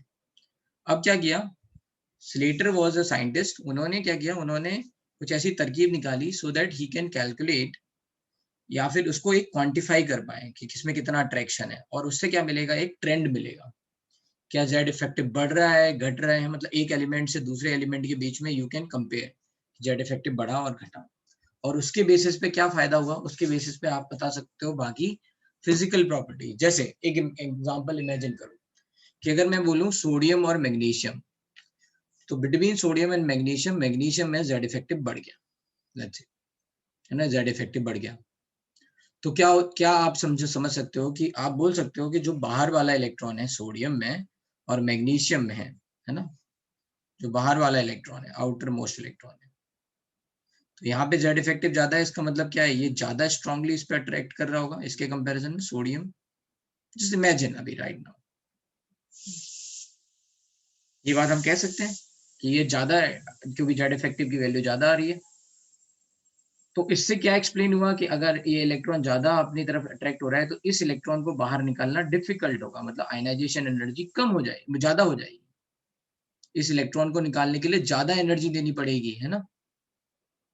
तो इससे क्या पता चला, एक पीरियोडिक प्रॉपर्टीज में ट्रेंड पता चला, है ना, किससे, जेड इफेक्टिव की कैलकुलेशन से। तो स्लेटर नाम के एक साइंटिस्ट थे, उन्होंने क्या किया कि एलिमेंट्स के जेड इफेक्टिव कैलकुलेट किए और उसके बेसिस पे आर गोइंग टू एक्सप्लेन कि भाई पीरियोडिक प्रॉपर्टीज के ट्रेंड क्या होंगे, आयनाइजेशन एनर्जी कैसी होगी, है ना, इलेक्ट्रॉन नेगेटिविटी कैसी होगी, एफिनिटी कैसी होगी, एटॉमिक रेडियाई क्या होगी, ये सब पीरियोडिक प्रॉपर्टीज के ट्रेंड हम समझेंगे। आई बात समझ में? इतनी बात में किसी को कोई भी डाउट है तो पूछ लो भाई। हाँ, ये सिग्मा है, इसको बोलते हैं रिपल्शन। रिपल्शन का कंट्रीब्यूशन कौन है, शील्डिंग कांस्टेंट, ठीक है। ये वो सिग्मा नहीं है जो हमने एंटीनोड में हमने सिग्मा थोड़ी ना देख, अच्छा वो सिग्मा, नहीं नहीं नहीं, वो सिग्मा नहीं है, e की पावर माइनस सिग्मा बाय 2 ना, वो नहीं है ना। Sir, is repulsive force always lesser than the attractive force? हाँ, ऑब्वियस सी बात है। अब आपको ये बात तो वैलिड पता है ना कि इलेक्ट्रॉन एटम के अंदर है, ये बात तो पता है ना। अगर मान लो रिपल्शन ज्यादा हो जाएगा तो इलेक्ट्रॉन अंदर कैसे रहेगा? So there could be a little like minute difference so that the effect gets nullified. नहीं, माइन्यूट डिफरेंस किसके बीच में, अट्रैक्शन और रिपल्शन के बीच में। Yes. हाँ, तो कितना भी हो अट्रैक्शन थोड़ा तो ज्यादा होगा ही ना, Okay. Like it has to be greater than. Obviously, तभी तो वो एटम के अंदर होगा। अगर So रिपल्शन ज्यादा हो गया, मान लो रिपल्शन ज्यादा हो गया, है ना, अगर मान लो रिपल्शन ज्यादा हो गया तो फिर क्या होगा, तो वही वो एटम के अंदर अगर आप डालोगे, अगर मान लो आपने डाला भी तो वो स्टेबल नहीं होगा। मान लो आपने इलेक्ट्रॉन के, वो आप बोल रहे हो कि इलेक्ट्रॉन एटम के अंदर है तो वो स्टेबल नहीं होगा, वो जल्दी से इलेक्ट्रॉन लूज करना चाहेगा। Okay, so sir, you told that in radioactive elements there are no stable isotopes. So what about isotope the is nucleus. Nucleus क्या है ऋषिका? कंफ्यूज नहीं हो yes आप sir. लोग, है ना? याद Yes, रखो sir. आइसोटोप मतलब न्यूक्लियर हो गया, वो न्यूक्लियस. हाँ ठीक है. So sir, there the repulsive force and attractive force and repulsive force, there is a huge difference, right, in radioactive elements. Hence they are radioactive. फिर वही बात है, रेडियो एक्टिव में न्यूक्लियस की बात चल रही है, न्यूक्लियस में repulsion Okay, repulsive force okay, लग रहा है. okay. फिर Got it. Got it. Yes.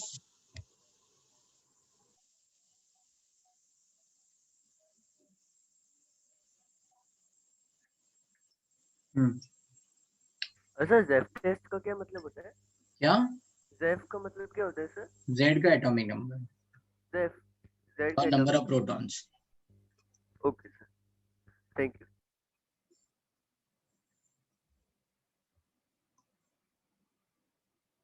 ठीक है, चलते हैं.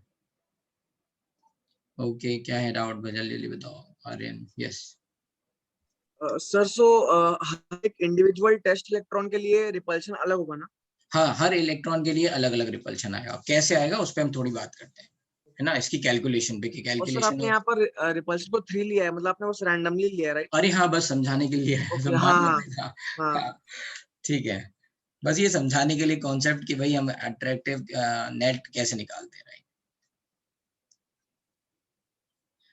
ठीक है. यस, अगर इलेक्ट्रॉन एक्साइट वगैरह हो जाएगा तो वो अपनी पोजीशन चेंज कर रहा है, right, and we are going to see कि उसके कारण फिर क्या इफेक्ट पड़ेगा. तो हम देखेंगे उसको कि इलेक्ट्रॉन, कुल मिला के इलेक्ट्रॉन की पोजीशन पे डिपेंड कर रहा है कि इलेक्ट्रॉन कहाँ पे है, उसके हिसाब से हम जेड इफेक्टिव निकाल रहे हैं. ठीक है, तो अब चलते हैं थोड़ा आगे.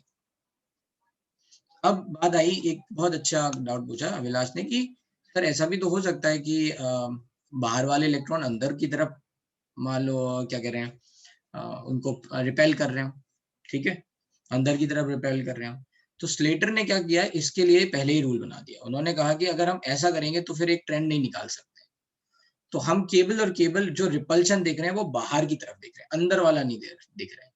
और रिपल्शन ये भी है कि किनका देख रहे हैं, जो इलेक्ट्रॉन अंदर प्रेजेंट है उनका बाहर पे देख रहे हैं.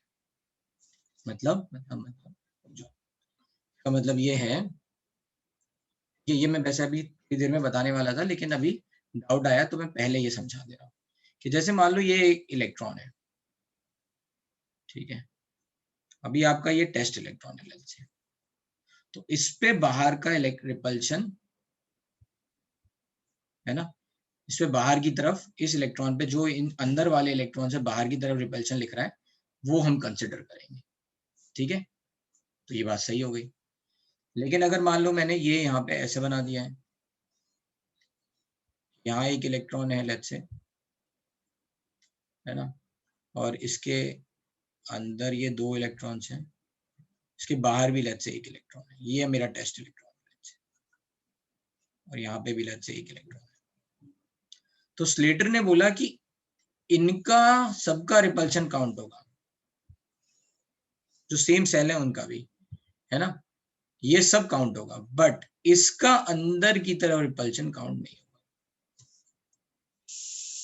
तो मैंने थोड़ा कॉम्प्लिकेटेड कर दिया, मैं इसको ऐसे बनाता हूँ, राइट.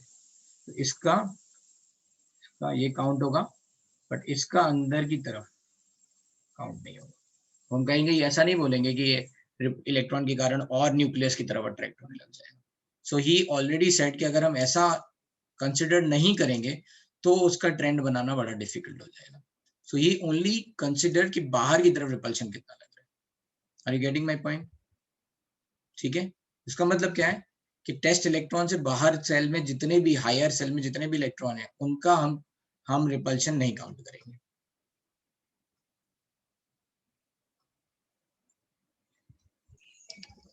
So the ये rule he made this rule only so that there is a trend, right? Correct. लेकिन अंदर के तरफ रिपल्शन होता है, but then we won't be able to create हाँ, a मतलब trend. उसको हम ऑब्वियसली रिपल्शन तो लगेगा, लेकिन हम चाहते हैं कि हम ऐसा कुछ मेथड बना लें, ऐसा कुछ डॉक्यूमेंट डेटा बनाएं, राइट, जो हमारी पीरियोडिक प्रॉपर्टीज को अच्छे से एक्सप्लेन कर पाए, एक लॉजिक बैठा पाए हम उसमें कि भैया अच्छा ठीक है, ये जेड इफेक्टिव बढ़ रहा है घट रहा है तो क्या इफेक्ट पड़ेगा, एंड फॉर दैट पर्पस हम ये स्लेटर रूल को एक्सेप्ट कर रहे हैं। भाई मान लो बहुत सारी रिसर्च चल रही होगी उसके टाइम पे, स्लेटर के टाइम पे स्लेटर ने कोई बात बोली, स्लेटर ने एक मॉडल दिया कि भाई हम ऐसे ऐसे करेंगे, उसकी जो फाइंडिंग थी उसके बेसिस पे हमने स्टडी किया, सही मैच कर गई तो हमने कहा हाँ चलो इसको एक्सेप्ट कर सकते हैं। समझ में आया ना? ऐसे ही हमने बताया था Yes. केमिस्ट्री में यही होता है, राइट? कोई अपनी बात कहता है, उसकी बात को अगर लोग काट नहीं पाते तो कहते हैं हाँ यही सही है, तो वही चल रहा है यहाँ पे। ठीक है, Okay, sir. बोलो। हेलो। हम्म, हाँ सर, मैं पूछ रहा था कि अगर अट्रैक्टिव फोर्स ज्यादा होगा तो उसका आयनाइजेशन भी ज्यादा लगेगा सर। क्या फिर से बोलो, ये थोड़ा सा कट गई आवाज। आयनाइजेशन अगर सॉरी अगर अट्रैक्टिव फोर्स ज्यादा होगा तो आयनाइजेशन एनर्जी ज्यादा होगी, करेक्ट। हाँ सर, ये डाउट। हम्म। Okay sir. तो जो जितना ज्यादा अट्रैक्ट करेगा, अब बताओ, अच्छा मैं एक एग्जांपल देता हूँ। लेट्स से तुमने यहाँ तक बात कही है तो मैं एक एग्जांपल देता हूँ। मैं कहता हूँ ionization energy of let's say lithium is 530 kilojoule per mole, और बोला है ionization energy of let's say fluorine is some 1590 कुछ ऐसा किलो जूल। थोड़ा ये डेटा गलत भी हो सकता है बट ऐसा है मान लो, राइट। अब बताओ किसमें अट्रैक्शन फोर्स ज्यादा होगा, किसमें अट्रैक्शन फोर्स ज्यादा होगा? फ्लोरीन में। इसीलिए तो फ्लोरीन इलेक्ट्रॉन लूज नहीं करता है। कौन इलेक्ट्रॉन जल्दी से लूज कर देता है? लिथियम, क्योंकि इसकी आयनाइजेशन एनर्जी कम है, लिथियम। आसानी से इलेक्ट्रॉन लूज कर रहा है, राइट। Yes sir.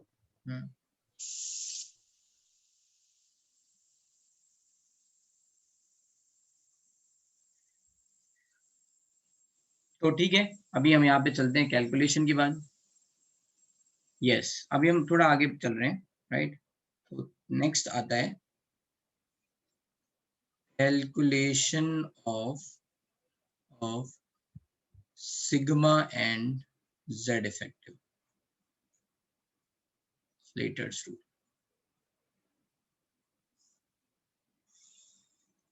है ना?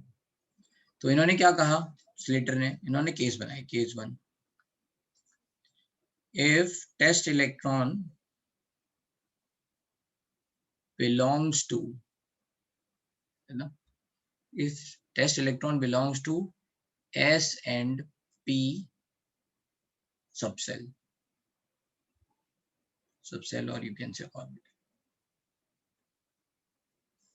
ठीक है। if test electron belongs to S and P subcell or orbital, ठीक है। तो इन्होंने क्या रूल बनाया, है ना, ये केस बने, तो रूल क्या है, या स्टेप्स लिख लेते हैं, स्टेप्स क्या कैसे करने हैं यहाँ पे।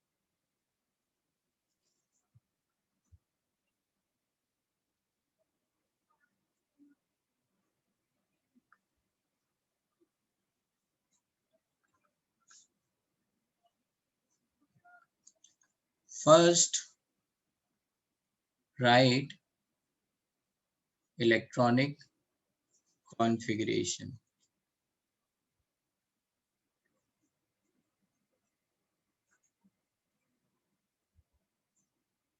in following order.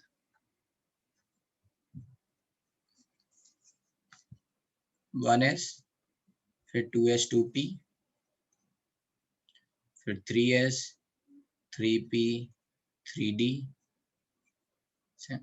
4s 4p 4d 4f, ऐसे करके आपको, है ना, इलेक्ट्रॉनिक कॉन्फ़िगरेशन लिखने, सो ऑन, ठीक है।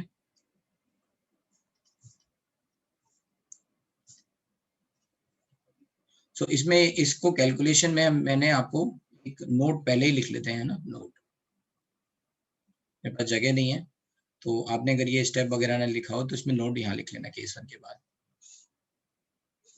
यहाँ नोट, है ना, according to Slater only inner electrons, है ना, repel according to Slater for the calculation of sigma,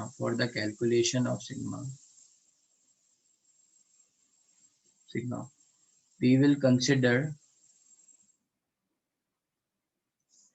repulsion of inner electrons, inner shell electrons, electrons 2, or electrons, repulsion of inner cell electrons on outermost cell electrons. Hence, hence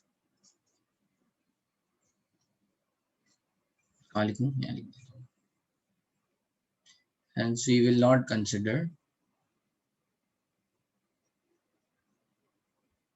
the repulsion of outer only outermost electron to inner cell electron. ठीक है, ये वही बात है जो मैंने अभी आपको समझाई कि अंदर वाले का बाहर वाले पे रिपल्शन देखेंगे, बाहर वाले का अंदर वाले पे नहीं देखेंगे बस, ठीक है। और अंदर और बाहर कैसे डिसाइड होगा? n की वैल्यू से। ये अंदर और बाहर कैसे डिसाइड होगा? n की वैल्यू से। अगर n ज्यादा है ना, तो बाकी सारे ये, इसीलिए ये ऐसे n एक साथ लिखे हुए हैं, है ना। First right electronic configuration following order. ना स्टेप 2,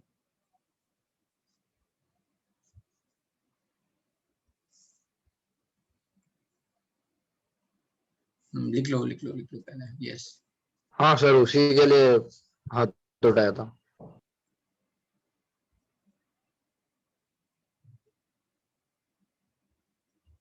ठीक है। तो ये अपनी लैंग्वेज में भी लिख सकते हो कि भाई अंदर वाले का बाहर वाले पे रिपल्शन देखेंगे और उल्टा नहीं देखेंगे।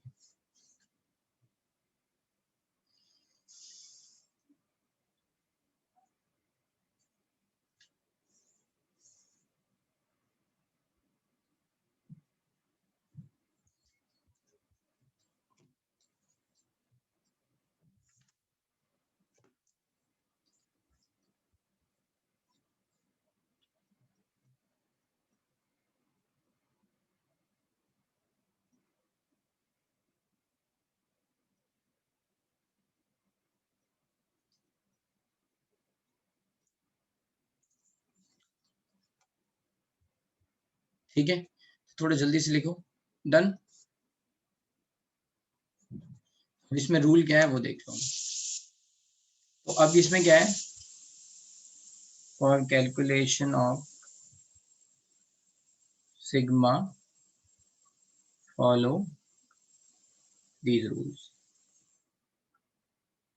पहला रूल क्या है कि electrons of same cell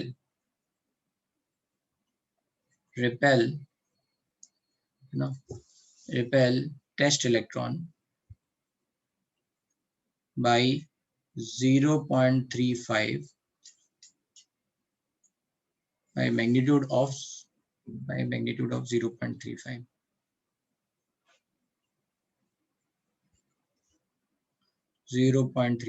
electron each. Second rule, electrons of n-1 cell repel test electron by magnitude of 0.85 electron each. And third, electrons of n-2 onwards, n-2, n-3 onwards, repel test electron by magnitude of 1 electron each. ठीक है, ये rule है कि भाई किसका कितना contribution लगेगा, right. So we are going to see, ये समझाएंगे अभी एक एग्जांपल से। तो अगर कोई इलेक्ट्रॉन सेम सेल में है तो वो उसी सेल के इलेक्ट्रॉन को 0.535 इलेक्ट्रॉन से रिपेल करेगा। कोई इलेक्ट्रॉन अगर n-1 सेल में है तो वो बाहर वाले इलेक्ट्रॉन को 0.85 इलेक्ट्रॉन से रिपेल करेगा, और अगर n-2 n-3 में इलेक्ट्रॉन्स प्रेजेंट हैं तो वो सब 1 इलेक्ट्रॉन से रिपेल करेंगे। ऐसे समझते हैं, रुक जाओ एक मिनट, डाउट लेंगे। ये एग्जांपल से, एग्जांपल में let's say if I am going to take example of let's say थोड़ा बड़ा कैल्शियम ले लेता हूं। कैल्शियम इज 20 का electronic configuration 1s2 2s2 2p6 3s2 3p6 and 4s2। पहले हमने चेक किया कि यहाँ पे है ना आउटर मोस्ट सेल पे निकालना है अभी हमें, तो टेस्ट इलेक्ट्रॉन फिक्स है जो है आउटर मोस्ट सेल। तो ये क्या हो गया, ये इलेक्ट्रॉन ना यहाँ पे आ गया ये टेस्ट इलेक्ट्रॉन, ठीक है। अब आपने देखा यहाँ पे Z की वैल्यू क्या आ गई 20, हमें निकालना है sigma, we have to find so that we can find Z effective. और कैलकुलेशन ऑफ सिग्मा के लिए हमने आपको ये रूल बताया, तो आप देख लेते हैं। ये क्या है, n सेल है, nth सेल सबसे बाहर वाले पे देख रहे हैं तो बाहर वाले सेल को क्या बोलेंगे nth सेल। ये क्या हो गया n-1 सेल, और ये क्या हो गया n-1 n-2 सेल, तो इनको एक साथ ही लिख लेना है ना। n सेल का कंट्रीब्यूशन कितना है 0.35, n-1 सेल का कितना है 0.85, और इसका कंट्रीब्यूशन कितना है रिपल्शन में 1। तो देखते हैं सिग्मा की कैलकुलेशन। देखो यहाँ पे एक बात याद रखनी है कि जो बाहर वाला इलेक्ट्रॉन है, लेट्स से इसको ड्रॉ कर लेते हैं।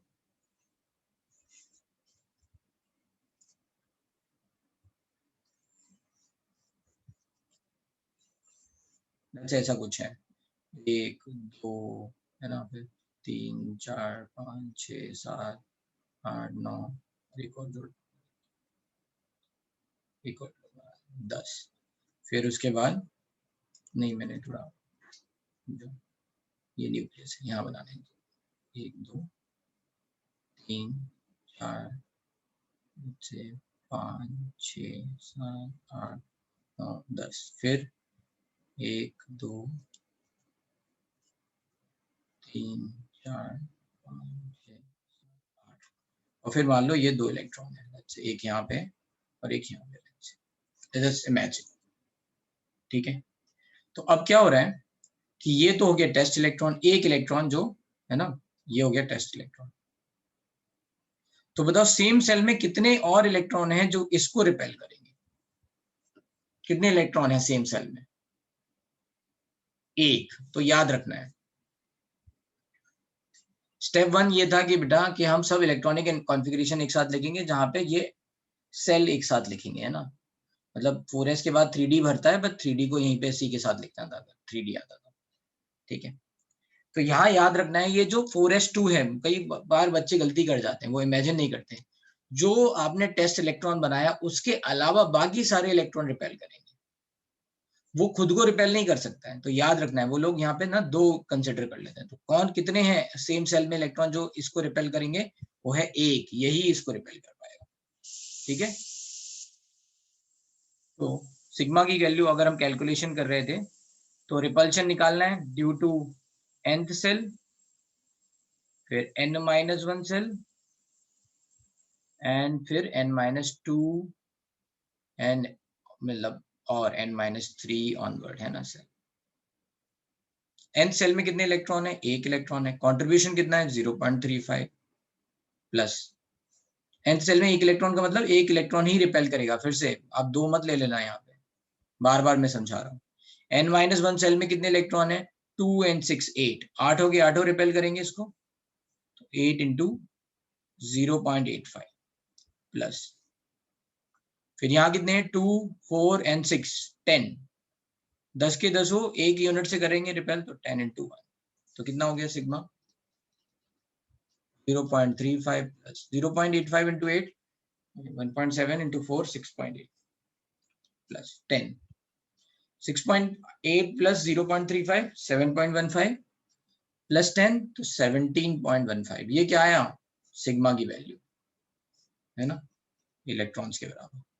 जेड इफेक्टिव कितना हो गया, जेड इफेक्टिव की वैल्यू आ गई 20 minus 17.115 Z minus sigma. Z effective क्या है, Z minus sigma, 20 minus 17.15 electron, तो ये आ जाएगा आपका 2.85 इलेक्ट्रॉन्स। बस समझ में आया।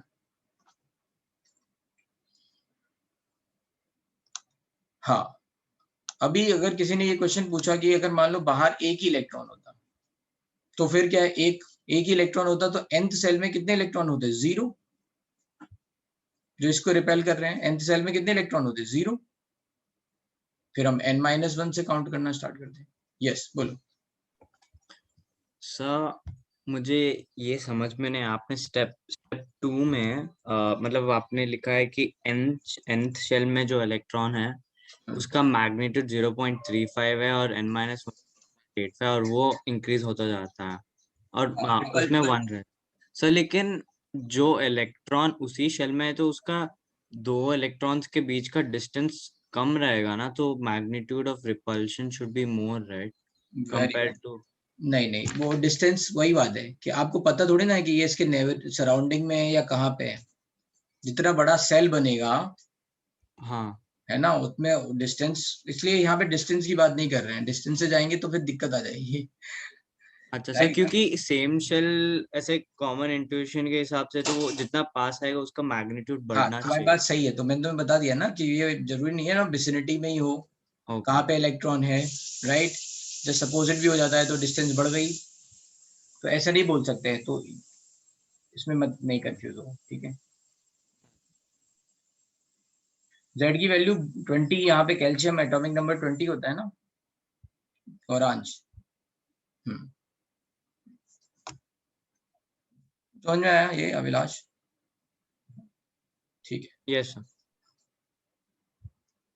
बोलो। Hello sir. बोलो।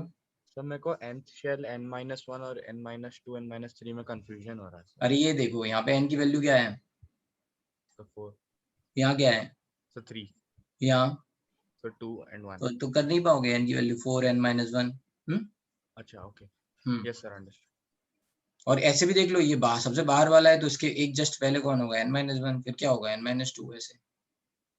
Yes sir understood, thank you.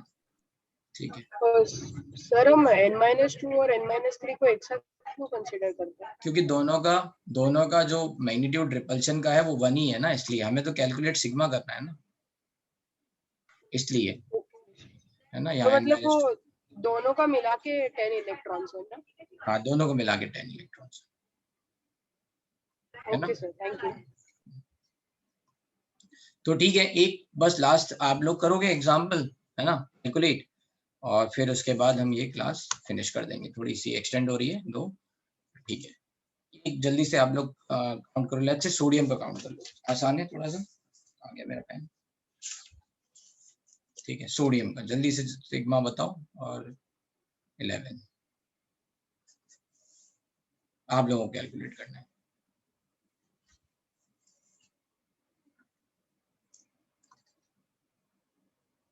देखते कितने लोगों की बात समझ में आ गई।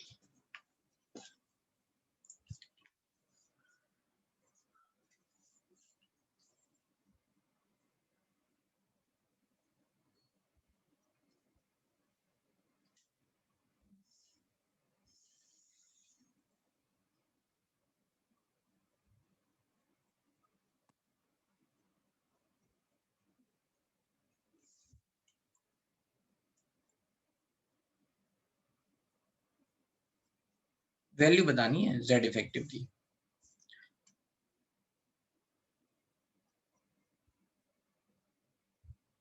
ओके, एक आंसर आ गया मेरे पास।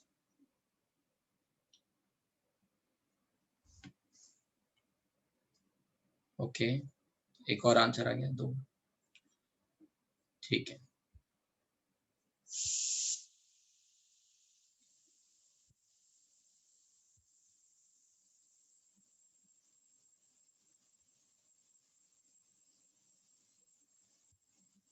ठीक है, ओके। ओके, कई लोगों के आंसर सही हैं, कई लोगों के गलत हैं, तो जिनके गलत हैं वो अभी ध्यान से देखना। तो जैसे सोडियम है, इसका इलेक्ट्रॉनिक कॉन्फ़िगरेशन लिखो 1s2 2s2 2p6 3s1। Again जिन लोगों ने इलेक्ट्रॉनिक कॉन्फ़िगरेशन नहीं आता है उनको दिक्कत आ रही होगी, जाके आज चुपचाप रिवाइज कर लेना इलेक्ट्रॉनिक कॉन्फ़िगरेशन वाला लेक्चर, ठीक है। तो ये हो गया। अब इसमें डिसाइड कर लो ये क्या हो गया, nth सेल, ये क्या हो गया n-1, और ये क्या हो गया n-2। n सेल में कितने इलेक्ट्रॉन हैं, इस इलेक्ट्रॉन को छोड़ के 0, यहाँ पे कितने हैं 8, और यहाँ पे कितने 2। अब इनका कैलकुलेट कर लेते हैं सिग्मा की वैल्यू।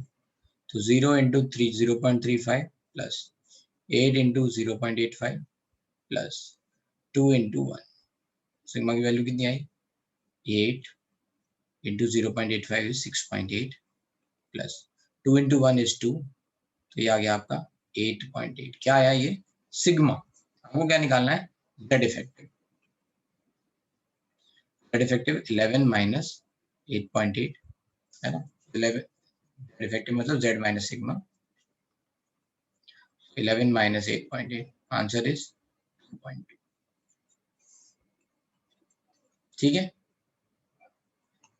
फिर वही बात, आपने ये गलती कर दी भवेश, मैंने बोला था ना ये एक इलेक्ट्रॉन जो है वो है टेस्ट इलेक्ट्रॉन, इसको 1 नहीं लिखना है यहाँ पे।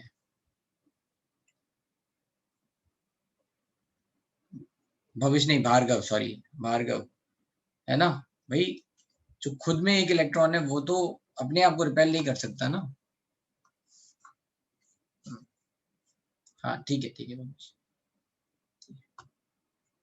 ठीक है, क्लियर है ये बात। तो ठीक है, नेक्स्ट केस 2 हम कल मतलब नेक्स्ट क्लास में पढ़ेंगे। हाँ, एन इज पीरियड नंबर। ठीक है, तो आज की क्लास यहीं पे फिनिश कर दें, बाय।